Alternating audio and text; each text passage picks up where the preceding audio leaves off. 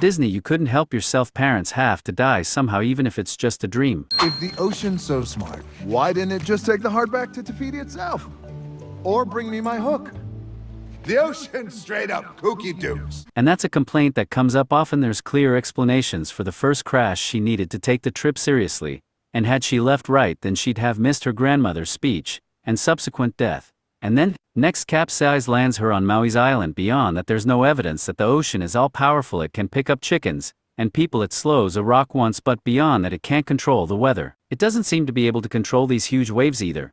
Wasp, Doctor Strange, you guys in here. There's always a bigger fish. Plant. So LS nightmare fuel? Even if that is supposed to be Nick the Sloth, and Godzilla the good guy. Another impressive attention to detail with the scuffs and scratches all over Tamtoa's claws. Rather be shiny like a treasure from a sunken pirate wreck. Alright, so here's a bit of honesty about how this movie surprised me, and how it's leading me to give a win to something I really didn't plan to, because everyone's talked about Lin-Manuel Miranda and Hamilton enough. Those who don't know him, it's this guy who for me will always be Ali from House. So originally I wrote a win in my head about how song was clearly written by Jermaine Clement, since it was a totally different tone from the rest of the film, but it's not. He just performed it, which means Miranda wrote a song in Flight of the Conchords style specifically for Jermaine, so credit where credit's due. Sven, who had no business being down there. You did me a solid. Sincere thankfulness? Even in a scene like this, that's not an establishing shot when most everyone is paying attention to the foreground except for weirdos like me in the background, is utterly magnificent. Took one look and decided they did not want me. With that giant baby face, who wouldn't want The Rock? Tattoo hugging. This scene make anyone else want to control Maui in some kind of infamous-like game. Alright, even for me, someone who isn't totally in love with the style of music, or musicals in general, I can't help but bob my head during this teaching montage. And a learning to find montage is the fastest way to get Maui to finally be nice to you. That is literally the nicest thing you've ever said to me. So the animation of Taka is absolutely amazing, and it's no surprise that the lava monster and her ash, and sparks, and cracks are made up of so many different elements layered over each other. You can tell so much work went into creating her. What are you doing? Finding you a better way in! And now we further solidify that Moana is not a Mary Sue. She makes mistakes, and her exuberance often blinds her a bit. If you are ready to go home, I will be with you. Right about now would be your typical just believe any self-speech, but Grandma Mantier has always taken a different, dare I say, unique approach. And it's not just reverse psychology. She genuinely cares for Moana and makes that clear. I am Moana! More self-realization. A little accurate time lapse of the Earth's rotation. I can hear the complaints just go round, dude, but it's made clear later that the barrier actually entirely encircles Te Fiti. No! Hey to the rescue. Maui to the rescue?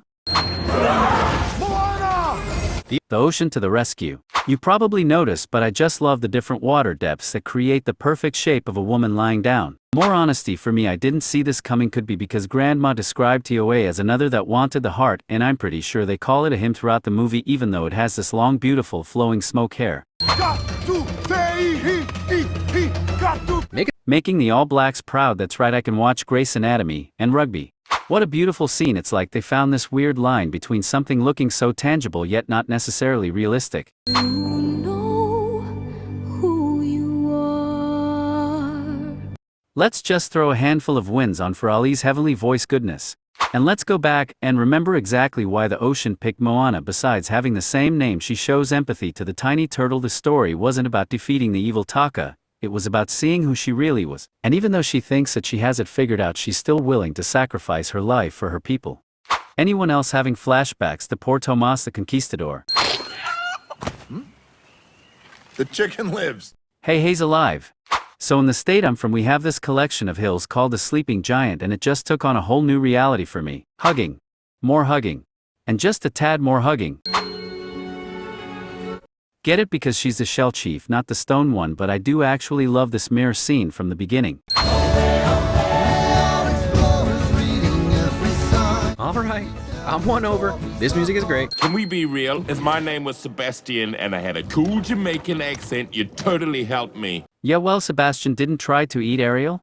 The most interesting and compelling part of Moana is also its main theme, navigating a way to your true identity. The entire premise of the movie is Moana's hero journey to find Maui and assist him in destroying the lava monster and returning the hearts to Toiti. It isn't until the very end that Moana finally realizes why she was chosen. The ocean couldn't do it, Taka couldn't touch the ocean, Maui couldn't do it. He's just a demigod with his own problems, trying to solve everything with might and magic. It's precisely Moana's humanity that allows her to connect with Sokka. She can actually identify with not knowing or forgetting who you are. That's why the ocean chose her, and it's a large part of why this film is so good. I did not expect to like this movie so much. My wife had been wanting to watch it for a while, and I kept putting it off. Once you let that music into your head, you find yourself singing You're Welcome in the shower. But Disney has this way of putting emotion behind songs that end up catching me off guard. I'm not generally a music lover, yes, but I tend to get annoyed when the plot is moved forward through song, unless it's Sweeney Todd, and then I'm all in. Anyway, point is, Moana succeeded in getting me to enjoy the music.